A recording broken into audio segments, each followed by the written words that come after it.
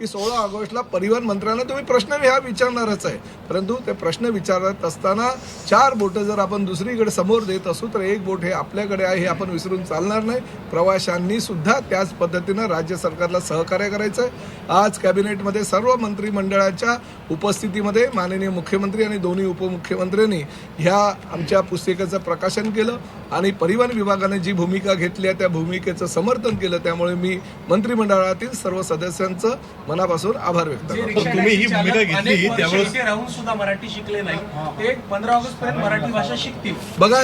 बघा ही जुजबी ज्ञान आम्ही देतो आहे.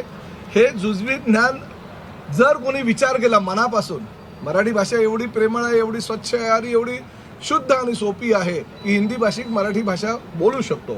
आणि ज्या पद्धतीनं ह्या पुस्तिकेमध्ये आमच्या साहित्य संघाच्या किंवा महाराष्ट्रातील साहित्यिकांनी ही भाषा किंवा हे वाक्य जे आहे ते 15-16 वाक्य महत्त्वाचे जे ड्रायव्हर्सना अवगत असणं गरजेचं असतं, तर त्यांनी ज्या पद्धतीनं ही पुस्तिका बनवलेली आहे त्या पुस्तिकेचा जर विचार करता 48 तासामध्ये सुद्धा एवढं मराठीचं ज्ञान आपल्याला येऊ शकतं, तरी सुद्धा आम्ही 15 ऑगस्टपर्यंत वेळ दिलेली आहे. आणि दुसरं असं की आम्ही असं सांगत नाही, परत मी एकदा सांगतो की घरी गेल्यानंतर तुम्ही तुमच्या कुटुंबियांसोबत, तुम्ही तुमच्या पत्नीसोबत, मुलांसोबत, आई वडिलांसोबत हे तुम्ही मराठीमध्ये बोला असंही आम्ही सांगत नाही हिंदी भाषिकांना. आम्ही असं सांगतो की फक्त प्रवाशांसाठी मराठीमध्ये संवाद साधा. त्याही मी दुसरी अजून योजना आणतोय, त्या थोड्याशा कालावधीमध्ये जर हे ड्रायव्हर मराठी शिकले, जे आम्हाला जुजबी मराठीची आवश्यकता आहे ते जर शिकले, जी कायद्यामध्ये तरतूद आहे, तर आम्ही एवढं मोठं पुस्तक सुद्धा त्यांना द्यायला तयार आहोत. ही पुस्तिका सुद्धा आम्ही त्यांच्या मोबाईलवर आम्ही त्यांना देऊ, जेणेकरून अजून जर त्यांना मराठीविषयी प्रेम असेल, मराठी भाषा शिकायची असेल, महाराष्ट्रामध्ये आपल्याला अजूनही दुसऱ्या ठिकाणी मराठीची आवश्यकता असेल, असं जेव्हा त्यांना वाटेल तेव्हा ही पुस्तिका सुद्धा आम्ही त्यांना द्यायला तयार आहोत.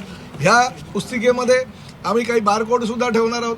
जो बारकोड तुम्ही मोबाईलमध्ये, जसं रेस्टॉरंट किंवा इतर ठिकाणी गेल्यानंतर मोबाईलमध्ये तो तुम्ही कॅमेरा ऑन केला आणि त्यामध्ये जर तो बारकोड आला तर तुम्हाला ते ज्ञान जे आहे ते ऑडिओच्या रूपांतरित सुद्धा आम्ही करून तुम्हाला देणार आहोत. राज्य शासनाच्या प्रत्येक गोष्टीला पाठिंबा आहे, राज्य शासनाच्या प्रत्येक गोष्टीची तयारी आहे, परंतु शेवटी माझं हेच म्हणणं आहे की महाराष्ट्रामध्ये तुम्हाला जर व्यवसाय करायचा असेल, महाराष्ट्रामध्ये जर राहून तुम्हाला पैसे कमवायचे असेल किंवा आपल्या कुटुंबियाचा उदरनिर्वाह जर करायचा असेल तर मराठी अनिवार्य आहे. महाराष्ट्रात राहायचं असेल तर मराठी कंपल्सरी आहे. तुम्ही हा मुद्दा घेतल्यानंतर मोठी टीका तुमच्यावर झालेली होती. आता कुठेतरी ही पुस्तिका केल्यानंतर मुख्यमंत्र्यांनी प्रकाशन केलं नाही. बघा, सुरुवातीच्या काळापासून राज्य सरकारचे सर्व मंत्री, माननीय मुख्यमंत्री आणि दोन्ही उपमुख्य आणि प्रामुख्याने मी एकनाथ शिंदे साहेबांचा मनापासून आभार व्यक्त करतो की पक्षाचे मुख्य नेते म्हणून आणि माझे उपमुख्यमंत्री म्हणून त्यांनी ह्या भूमिकेचं नेहमी स्वागत केलं. आणि शेवटी ही भूमिका शिवसेना प्रमुख आदरणीय बाळासाहेब ठाकरे यांची भूमिका आहे. ज्यावेळेस शिवसेनेची स्थापना झाली तीच मुळात मराठी माणसाच्या न्याय हक्कासाठी त्याची स्थापना झाली आणि आम्ही शिवसेनेचे आमदार आहोत. आज आम्ही परिवहन मंत्री म्हणून झालो आहोत, परंतु शिवसेना प्रमुखांच्या भूमिकेमुळे आम्ही आज इथपर्यंत पोहोचलेलो आहे. आणि तीच भूमिका पुढे नेण्याचं काम एकनाथ शिंदे साहेब करतायत आणि त्या माध्यमातून प्रताप सरनाईक परिवहन खात्याचा मंत्री म्हणून जर ही भूमिका घेत असेल तर त्या भूमिकेचं नेहमी समर्थनच केलं पाहिजे. पण महाराष्ट्र हे सुसंस्कृत आहे. आज मी भूमिका जाहीर केली आणि उद्या जर कारवाई करणं तेही योग्य नाही. जर तुम्ही संधी मागितली, वेळ मागितली आणि तुम्ही शिकायला तयार असतात तर ती आम्ही वेळ तुम्हाला द्यायला पाहिजे आणि त्यामुळे ती वेळ दिलेली आहे. परंतु एक गोष्ट आहे, मी कालही म्हणालो, परवाही म्हणालो, मुजोरी मात्र सहन केली जाणार नाही. महाराष्ट्रात राहायचं असेल तर तुम्हाला मराठी येणं अनिवार्य आहे. यामध्ये ऑटो रिक्षा टॅक्सी चालकांसोबत ओला उबेर आहे, सगळ्यांना घेतलेलं आहे. जे प्रवासी वाहतूक करणाऱ्या जेवढ्या काही राज्यामध्ये चालणाऱ्या टॅक्सी, रिक्षा, ओला, उबेर, रॅपिडो किंवा बाईक टॅक्सी सुद्धा त्यामध्ये आम्ही अंतर्भाव केलेला आहे. भाईंदरपाडा प्रकरणामध्ये विहंग ग्रुपकडनं नरेंद्र मेहतांना नोटीस बजावण्यात आली आहे. कुठपर्यंत हा बघा, एक गोष्ट आहे, मी तुम्हाला सांगतो, प्रताप सरनाईक फार कठोर काही भूमिका घेत असतात आणि त्या कठोर भूमिका घेतल्यामुळे मला अनेक वेळा संघर्षाला सामोरं जावं लागतं. अनेक वेळा काही विरोधक माझ्यावर आरोप करत असतात, काही भूमिकांमुळे, काही स्वपक्षाचे लोक किंवा काही विरोधी पक्षाचे लोक, सहकारी पक्षाचे लोक हे आरोप करत असतात. त्या आरोपाला आणि त्या संघर्षाला प्रताप सरनाईकची तयारी माझं आजही सगळ्यांना खुलं आव्हान आहे. प्रताप सरनाईकनं काही जरी बेकायदेशीर केलं तर त्याची चौकशी व्हायला पाहिजे. जो न्याय सर्वसामान्य लोकांना लागतो तोच न्याय मंत्री असला म्हणून काय झालं प्रताप सरनाईकला सुद्धा लागला पाहिजे. माझ्यावर जर चुकीचे आरोप ह्या मराठीच्या मुद्द्याच्या माध्यमातून जाणीवपूर्वक काही लोकांनी संघटित होऊन केला असेल आणि त्याचं भांडवल केलं असेल, मला असं वाटतं कायदेशीर नोटिसीला त्यांना उत्तर द्यावंच लागेल. परंतु शेवटी हे राजकारण आहे हे सर्वसामान्य जनतेला पण कळत असतं. बच्चू कडू असं म्हणतायत की जर अपंग असतील किंवा शेतकऱ्यांच्या सन्मानार्थ मला जर उमेदवारी एकनाथ शिंदे देत असतील तर ते मी स्वीकारेन असं त्यांनी म्हटलंय. काय नेमकी पक्षाची भूमिका? नाही, बरोबर आहे. शेवटी पक्षाची भूमिका आमच्या पक्षाचे मुख्य नेते एकनाथ शिंदे साहेब घेत असतात आणि सर्वसामान्य शिवसैनिक, शिवसेना संघटना वाढवणारा कार्यकर्ता किंवा शिवसेनेला पुढे नेणारी एखादी व्यक्ती जी त्यांच्या डोक्यामध्ये आहे अशी व्यक्ती विधान परिषदेवर जाईल.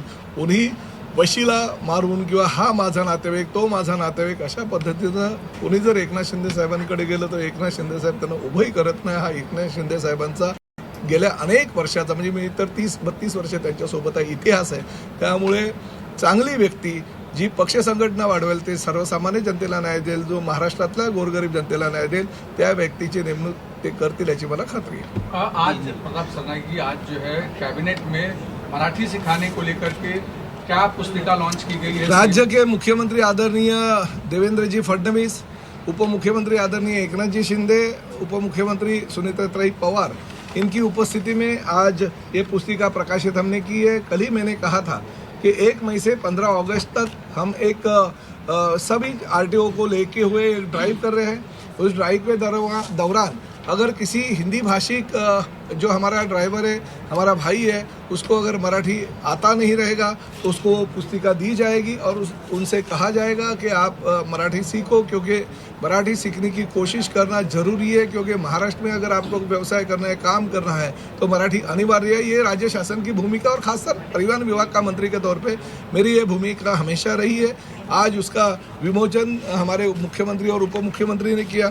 और साथ ही में ये तो सिर्फ जुज़वी मराठी है, ये तो अगर कोई सीखना अगर चाहे दिल से तो 48 घंटे में भी सीख सकता है, 2-3 दिन में भी वो अच्छी तरह से बात कर सकता है. वो सीखने के बाद आपको ये पुस्तिका भी राज्य शासन के माध्यम से 2020 में दी गई है. वो अगर चाहिए तो वो ई पुस्तिका के माध्यम से आपको दिया जाएगा. तो राज्य शासन की ये स्पष्ट भूमिका है, क्योंकि हमारी ये राजभाषा है और राजभाषा का गौरव करना हर महाराष्ट्र में रहने वाले व्यक्ति का वो सम्मान है और वो महाराष्ट्र में रहने वाले व्यक्ति ने उसका आदर करना चाहिए.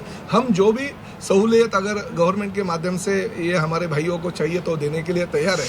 मगर अगर